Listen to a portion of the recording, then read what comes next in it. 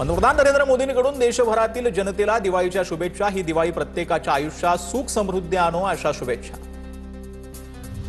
पंतप्रधान मोदींकडून जवानांसोबत दिवाळी साजरी। पंतप्रधान मोदींकडून INS विक्रांतलाही भेट। सीमेवरील सैनिकांसाठी आधार सोशल ट्रस्ट कडून दिवाळीचा फराळ। मुख्यमंत्री फडणवीसांकडून फराळाच्या ट्रकला हिरवा कंदील। 3.5 शक्तिपीठांपैकी आद्यपीठ असलेल्या सप्तशृंगी देवीच्या भाविकांसाठी महत्त्वाची बातमी। 22 ऑक्टोबर ते 6 नोव्हेंबर पर्यंत मंदिर दर्शनासाठी पहाटे 5 ते रात्री 12 वाजेपर्यंत खुलं राहणार। दिवाळी निमित्तानं होणारी गर्दी लक्षात घेता निर्णय घेण्यात आला। कोल्हापूरच्या अंबाबाई मंदिरात काकडा सोहळ्याला सुरुवात। नरक चतुर्दशी पासून पुढील 15 दिवस मंदिराच्या शिखरावर काकडा प्रज्वलित करणार। कार्तिक पौर्णिमेपर्यंत सुरू राहणार काकडा सोहळा।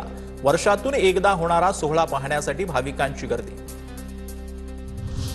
तुळजापूरमध्ये दिवाळी त्यानिमित्तानं आज तुळजाभवानीच्या दर्शनासाठी भाविकांची गर्दी। कुठलीही गैरसोय होऊ नये यामुळे येत्या 31 जानेवारीपर्यंत 22 तास मंदिर खुलं ठेवण्याचा निर्णय मंदिर संस्थाननं ही माहिती दिलेली आहे। आगामी नाताळच्या सुट्ट्या पाहता महत्त्वाचा निर्णय।